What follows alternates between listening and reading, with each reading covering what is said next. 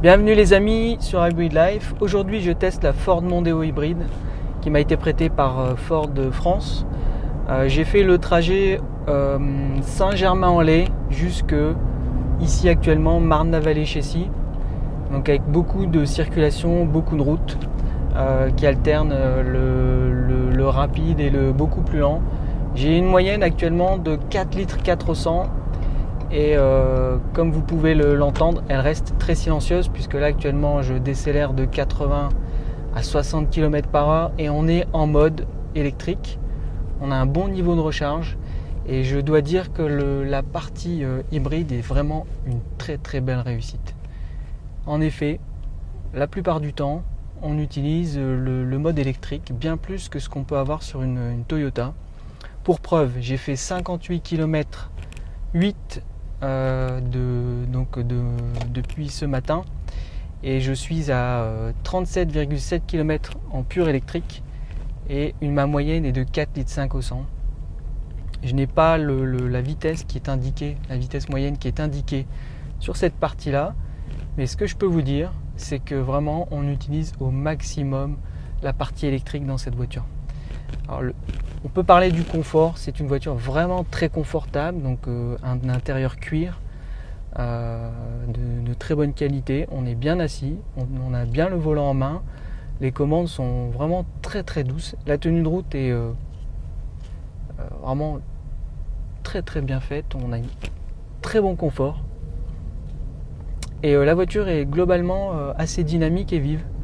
Alors ce que m'a précisé ce matin le service presse de Ford, c'est qu'on avait une version 16 pouces à basse consommation et en 16 pouces pour une voiture de cette dimension ça reste raisonnable. On a des pneus qui sont de très bonne qualité, très très silencieux. Globalement c'est une voiture très confortable et très silencieuse. Alors je voulais vous parler de la partie purement accélération. Le moteur reste assez silencieux, on n'a pas l'effet moulinage qu'on peut rencontrer sur la Toyota Prius. Je n'ai pas essayé la Lexus IS300H qui est relativement plus chère que cette voiture. Mais en termes d'accélération, on a vraiment une très bonne sensation. Le moteur électrique pousse plutôt bien. Le ressenti est bon, le freinage est très direct. Et il ne subsiste qu'une petite partie un peu hésitante sur la toute fin pour arrêter la voiture, mais on s'habitue très vite, même en 60 km.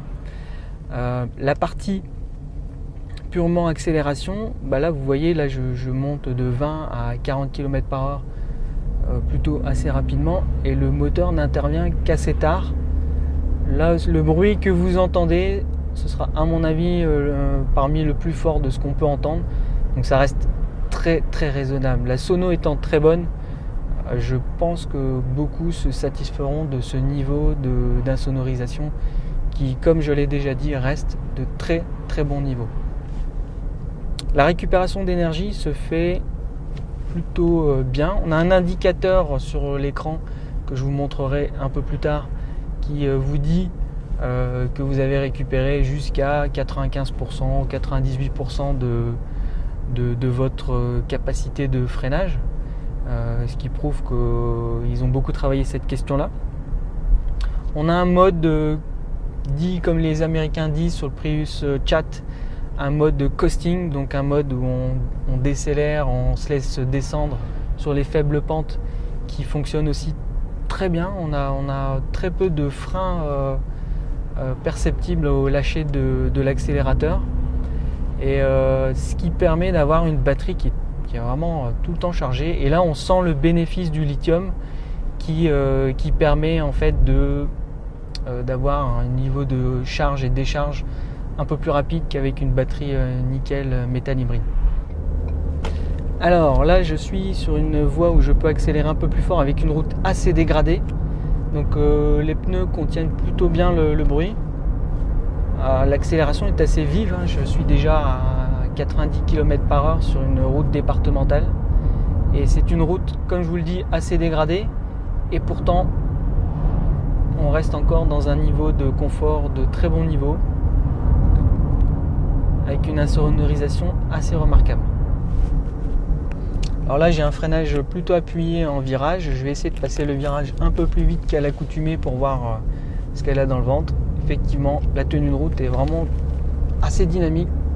On a une belle accroche en virage. C'est assez surprenant pour une voiture de ce gabarit. Et j'avoue que c'est plutôt très plaisant à conduire. Bien plus que ce qu'on peut avoir sur une Toyota Prius. Alors oui, il y a une petite remarque là, parce que je viens de sentir au niveau du volant l'assistant de ligne en fait, l'assistant de franchissement de ligne qui est réglé à un niveau faible, mais qui intervient quand on s'éloigne un petit peu quand on prend on va dire un virage un peu plus large. Eh bien il corrige légèrement la trajectoire pour qu'on puisse être rester dans sa voie, et c'est plutôt au départ surprenant et finalement assez utile. J'avais un doute sur cette technologie et j'apprécie beaucoup finalement.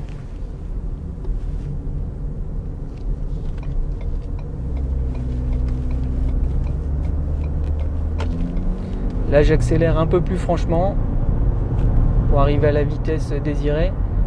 Et là, il faut avouer qu'en ayant mis le pied assez loin dans le plancher, le bruit reste super raisonnable. Donc ceux qui avaient un doute sur le niveau sonore des hybrides vont être assez impressionnés par cette auto, comme je le suis actuellement. Donc la conclusion, c'est une très bonne voiture, très confortable, très silencieuse, très dynamique, avec une très bonne réserve de puissance, une très belle finition. Enfin, personnellement, je trouve que c'est une bonne finition. On pourrait toujours en attendre un peu plus à l'allemande. On a des rangements, on a des vides-poches, on a une grande boîte à gants. On a un coffre qui est par contre un petit peu petit. Si on a une grande famille, ça va être le point bloquant pour l'achat, parce que la batterie ne fait pas preuve d'une intégration extraordinaire. Et c'est bien dommage, parce que c'est vraiment la seule critique actuellement que je peux lui faire. La consommation, c'est celle d'une petite voiture, hein. Là, 4,4 litres de moyenne. C'est vraiment une belle réussite. Merci et à bientôt.